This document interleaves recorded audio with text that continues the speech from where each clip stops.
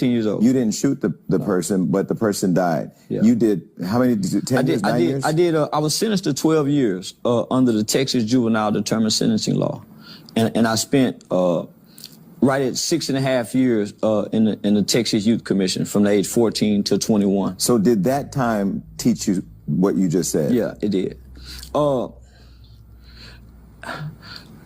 Because the culture don't do your time. No. I grew up a privileged kid, right? My mother was a financially stable black woman who landed a job at General Motors in the early 80s. So during the 80s, General Motors and other blue-collar workers, that was the backbone of America. That was considered, we have a good job. What? That was the real middle class of America, and you live good, right? So we had all the name brand clothes, but I was an entitled kid. I got an allowance. We had saving bonds. I had a piggy bank. I had my own room. So the shit that you laughing, Charleston, now you showing our age. You've been watching, don't know what no damn piggy bank is. Now you just took me back. Now you made me feel old because I had a piggy bank. I just seen you laugh. So piggy bank was when we actually saved money. Now you're too busy out buying shit that you can't afford to be somebody that you ain't arrived at yet. That's a piggy bank. Yeah. So my mother was trying to instill good morals and good values into her kids. She was God-fearing. She was a Christian. We had to say yes, ma'am, no, sir. So that's prior to the gangster culture, right? So, but your dad was a Navy officer. Was he in your life at this time? He was in and out. Okay. Yeah. He was in and out. So so you're with mom. Mom's at General Motors. Dad is in and out, but he's a Navy officer. But I got an uncle. Okay. So this is the elements in most black families. Whether you got a good mom or a dysfunctional mom, right? You always got that element of that uncle who has access to what the kids hear or see, right? So it's the uncle coming through, whether he's a pimp, a drug dealer, a molester, a woman beater. It's always something of that image that has a negative influence within the family. And the relationship that makes the pathway to that influence seem okay. There you go. Mm-hmm. So just give an example. When Uncle Wayne was coming through with the 3-piece suits on, getting out the Rolls Royce, briefcase full of money, you see, as a kid, you see how the family responds to him, right? With your young and impressionable mind, you mimic what you see people admire in your culture and in your environment.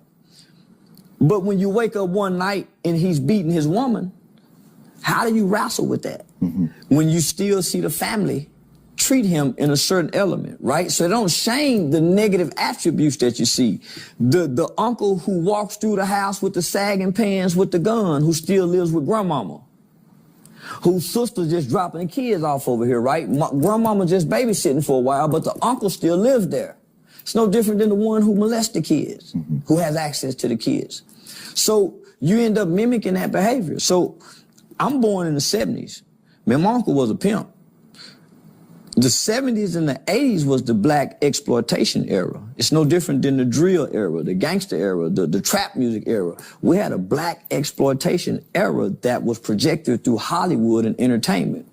Superfly, The Mac, Penitentiary 1, Penitentiary 2. Was Foxy Brown a part of all that? Come on now. Mm-hmm. So when you think about Penitentiary 1, Penitentiary 2, as kids, we don't have access to these movies because they're not coming on television. Your uncle's got these videotapes, these VCR tapes. So we're watching them. So my name is Charleston. My dad's name is Charles Ray. My name is Charleston Jamon. But my pimp uncle, when I come home from the hospital, he called me Charleston Blue because there was a pimp movie called Come Back Charleston Blue that came out in '76. So they're already putting titles and labels on you as children that you just end up walking into, whether it's, boy, you gonna be just like your daddy. I heard that. Come on now. You might not even know your daddy, but the traits and those attributes are there because of the chromosomes. So where was it that you were raised by the mom who had the great job, the decent job, the father who was in and out Navy, but there's still a positive image? Here comes the uncle. When did the shift happen that led you to prison? Well, my grandmother's been to prison. So my mom would have to take me to go visit my grandmother in prison. My granddad ended up going to federal prison. My mom would have to take us to go see him. Then my Uncle Wayne is in and out. You know, the street hustling uncle who come take a bath over his sister house, change clothes, you know, wash up over there, get a nephew some money, let him ride in the car. He must have read my book or something. No. Because we all have it. Yeah. Which is interesting because the people who sit and judge us, those of us who actually live through what we all go through, they go through it too. Yeah. That's what I find interesting about the culture, because on the outside, when you watch the social media or the interviews, like you have the same uncle. Everybody have this element in their family. Yeah. Everybody got a molester. Everybody in their that looks family. like us. Every human being have a molester in their family. They have an abuser in their family. They have an addiction trait in their family. It's in every human being, right? Yeah. It's there. So my mother is fighting. Everybody at home right now is texting their molesting uncle. So my mother is fighting to keep us from this, but because she's a single mother, and back then there was really no resources to help single mothers. So my mom, when I'm getting out of school, they doing 12-hour shifts at General Motors. So when I'm getting out at 3, my mother is kissing us, literally saying, I got meatloaf on the table, the such and such in there, make sure y'all do this, leave your homework out on the table. So she's giving us instruction. Don't leave out this house, don't open the door. I'm gonna call this such and such, make time. So she's giving us instruction. Yeah, we're not gonna listen to that. Come on now. Yeah. And so she's going from 3 in the afternoon to 3 at night. Yeah. So when my mama coming home, she's doing her due diligence. We better have the homework out because she gonna work us up. Where y'all homework at? She's going to the extent of going to the bathtub to check and see if the soap wet to see if we took a bath. Get up, boy, and take a bath. Y'all ain't took no bath because of soap. So she's doing all of that to try to instill good morals and good value. But while she gone, Uncle Wayne coming by cooking up dope. She got a sister who's just getting crack, came through what, 81, 82. So now my aunt is addicted to crack. So now my aunt is losing her place. Her and her kids have, my mom's trying to be the backbone to save the family. So she's exposing us to the negative elements of our families by bringing these family members into our homes, allowing them to stay with us, trying to help them. So we picking up on all the negative attributes. When we go spend a night over Ain't B house on the south side, over in the ghetto, we get to stay outside. So we picking up all these negative traits by going to go visit family members, coming back home in the well-to-do areas, mimicking the behavior. Right. Culturally. Because this is our culture at the time. So, man, by the time I played the flute in the 3rd grade, 4th grade, 5th grade. I played the flute in the 8th. I lost my eye in the 3rd grade. I got my glass eye put in the 6th grade. So up until that point, I was in and out of hospital. So I had a private tutor. So I never really started going to school until the 6th grade, really. So I had 9 eye surgeries. I fell in the washing machine when I was 5. So between those 2 injuries, I really never got to go to school. I was a institutionalized baby. I had a tutor, a private tutor that came. So I was in and out the hospitals. So by the time I get in 6th grade, I'm a burst of energy. I'm a burst of energy. But also you had been sheltered, so to an extent, so now there's this newfound freedom. Yeah, there's a newfound freedom. So with this newfound freedom, I remember when Colors came out. I had just got this newfound freedom. See, we the same age, so everything you're saying, when Colors came out, that was the one movie in the theater in our community where they killed somebody in the theater. Yep. That's the first time ever. So, man, this was a phenomenon. So I done saw my Uncle Butch. I done saw my Uncle Boosie. I done saw Uncle Wayne. And plus, I done been to Ain't B house to see some of this on television, what I saw in real life. And the thing about children, they can't decipher what's real from television. So when a kid is watching somebody die on TV, they really think that person is dying because of the lack of brain development. It's hard for a kid to turn off TV and say that wasn't real. I don't care what you say. Right. So I'm seeing what I'm seeing on television, I'm starting to see in the community. The awareness is now coming because it's being propagated through the television screens. So it's like a veil comes off when I'm out in the community. So now I know what a gangster looks like. So now I'm trying to mimic it based off the culture. So this is just from television. Now here come the music. So now we seeing. Now, and we don't watch Penitentiary 1, Penitentiary 2, and the favorite character is Too Sweet. A little guy like me that went to learn how to fight in prison. So, man, by the time we're in the 6th grade, we're talking about what we're going to do when we go to prison.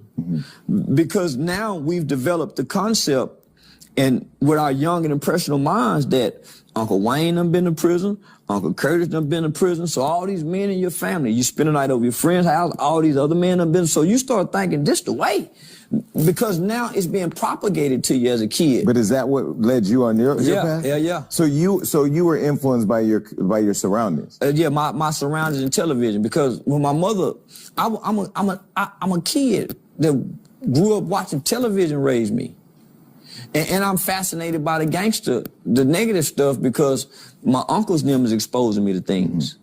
So I'm already impressed by it. So when I see it in real life, man, I'm fascinated by a guy that seems to be like what I see on television, like this. So I'm drawn to it. Because your mind is young and impressionable, and these are the guys who you idolize in your homes. So when you spend a night over your friends' houses, you start looking at their uncles and their daddies to see if they got the similar traits. Guess what? They got the similar traits. His dad, your daddy just getting out of jail too? Man, that's my brother. Well, and in our community, people glorified it. Come on now. Yeah. So a pimp, my uncle being a pimp and beating women, it wasn't shamed upon. So it wasn't nothing for me. When I got in the 7th, I think the 8th grade, for me to try to slap my girlfriend like my uncle. And plus the music, like Easy and them say, your pimp slapped the bitch. But That's what the music said. You just a kid. Did you pimp slap the 8-year-old girlfriends? Yeah. I was trying to do what my uncles and them did. What was so when you pimp slapped the 8-year-old girlfriends? Now I was in 8th grade. I pimp slapped Michelle Carr. Cause she told all the girls in school that I didn't know how to tongue kiss, and I didn't. Cause when we was in the 7th grade going to the 8th grade, she tried to tongue kiss me, and that was my first time tongue kissing. And when she stuck her tongue in my mouth, it freaked me out. I didn't know what to do. So you slapped her? No. So when we broke up, so she was real popular in school, and so was I. So she went to school and told all the girls that I didn't know how to tongue kiss. And she was telling the truth, and I didn't. So I was embarrassed and ashamed. And so we was walking in the hallway, and she was pulling on my jacket. We wearing troop jackets back then. And she smashed my donuts. And so I used that as an excuse to try to slap her like I saw Uncle Wayne slapping women, right? But when I tried to slap her, my jacket got caught in her ear. And when I pulled back, it ripped her earlobe. And her dad came running through the hallway. That nigga was looking for me, boy. Yeah. I got suspended for the rest of the school year. You didn't mace him? No, I was 13 years old, and I ain't know nothing about mace. She had a dope dealing daddy. I was scared. Yeah, everybody was scared. Yeah, he running through the hallway looking for me. So 13, okay, so when you slapped her, what did you feel? Do you remember? Well, you know it's wrong. So because your mother teaches you different, but you trying to be like your uncle. In a level of shame, but you don't know how to say, oh man, I'm sorry, I'm ashamed, man. Because you still carry on, because you just mimicking. It's learned behavior, yeah. Children mimic what they see and repeat what they hear. So I'm the nephew that's riding with his pimp uncle in the backseat with the hoes. So I might be sitting in the back seat with 2, 3 different prostitutes. But in my mind, these are my aunts. So when he riding and checking paper, so he teaching me this. So yeah, nephew, you ain't got no reason fucking with a bitch if you ain't got nothing for her to do. And I just be, eating a Happy Meal. Learning the behavior. Yeah. So all behavior is learned, either directly or indirectly, either being taught or through observation. But when you're in the car with the guys, you're 14, they shoot the guy, you're telling them to shoot him, they kill him, he dies, you get locked up. Yeah. Did that experience make you go, this, when you get in jail or prison, this movie shit is not real? There's a different reality that sets in when you partake, or if you take somebody's life. It's not like the movies. The movie go off. When you take somebody's life, that scene never goes off.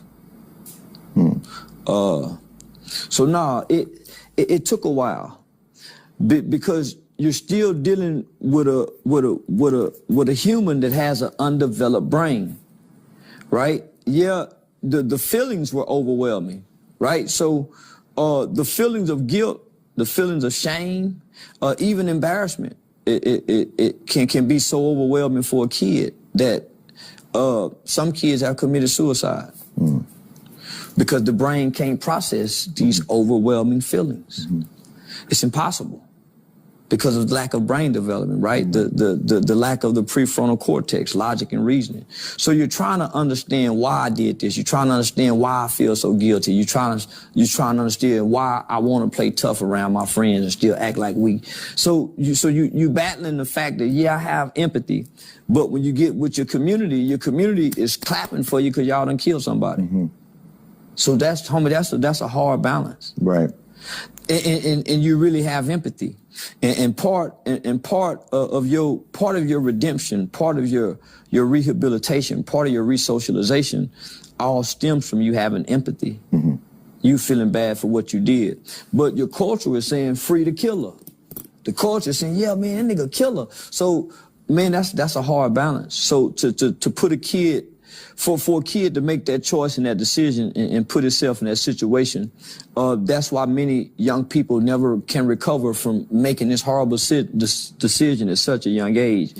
And they can't change at an old age because the culture won't let you have empathy. So K. White, your brother. Yeah, Kevin White. Yeah. He murdered somebody when he was 17, got arrested, did 31 years, just got out of prison. It took him 20-something years to have empathy.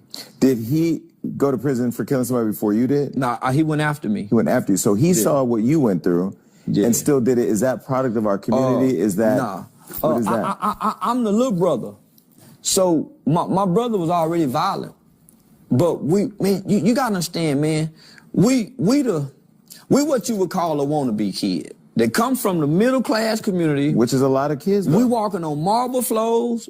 Our mom got the good cars. Man, we got our own room. Shit, y'all had bar soap, not Man, I had my own phone line in the 3rd grade. So that was unheard of in the 80s for a nigga to have his own phone line. Get the school handbook and call you. Hey, you know, can I talk to such and such? And your mom would say, hey, why that boy calling this late? Right. So, man, we was very privileged kids, but because the lack of father, right? So most mothers can provide their kids with a perfect home life, but if they don't have a positive male connection, there's a negative attribute that attaches itself to a fatherless kid, and no one can explain it. It's like the little motherfucker just angry. So most little boys with their dad, with their loving mom, they seem angry. Or they got anger outbursts. They have anger management because they can't express, man, I want my daddy. And they may not even say that, but that's what's the underlying. The behavior, because you need, just like you need that white man's validation, you need your father's validation and affirmation just as bad as you need the white man's validation for your success. And neither one of you got that. Come on now. Man, I was smart in school. Man, I've always excelled in school. But because the culture don't clap for the smart kid, oh man, you think you smart. Oh man, you asking all the questions. So once you see that, oh man, you the teacher's pet. Oh man, you kids. So you stop being smart in school. You start being the class clown. So because when I was 8 years old, my brother probably was 10. We were watching a movie. Out of nowhere, this 10-year-old kid says, ooh, man, when I grow up, I'm gonna kill somebody. Man, I looked at that nigga and ran downstairs, mama, because it scared me. In hindsight, the anger that I saw, man, I went and told my mama, man, mama, he said when he grew up, he gonna kill somebody. As the frustrated parent, tired, working, paying, boy, come here. What you mean you gonna kill somebody? Man, rather than exploring that. So, man, grew up and killed somebody. And for a long time, man, my brother didn't have no remorse. Here I was, a kid who went through the juvenile system. And because I went through a different environment, I went through a different program. We had psychiatrists, we had psychologists. I grew up in an environment where all my childhood issues was repaired, right? It is much easier to create strong children than it is to repair broken men. So I went into an environment that focused almost 7 years on repairing a child and then creating a strong one. So that's what y'all see today. I went through a system that was able to create something like this. So my brother and them went to prison as teenagers. My friend there caught a double homicide as a kid at 15 years old. So they grew up in prison. I grew up in a juvenile system, so there's a difference. So I grew up with nurture, compassion, care. Them niggas grew up having to survive. So my brother, I had to cut my brother off because here I am working with children. I'm working with victims groups. And I remember my brother telling me specifically that he didn't have no empathy for the guy he killed because it was street and drug related. And I remember telling him that there's no way God would ever let you out of prison if you don't have no empathy, if nothing, for his mother.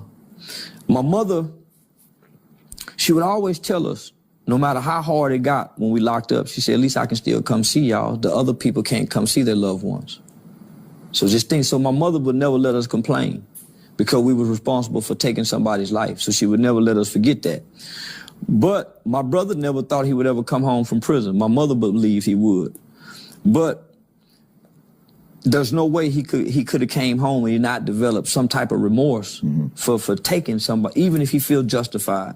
You have to have some kind of remorse for the impact that you left on the family members. So eventually he got to that point, and then shit, after 31 years, the doors open. So when you got out and created the HYPE program, helping young people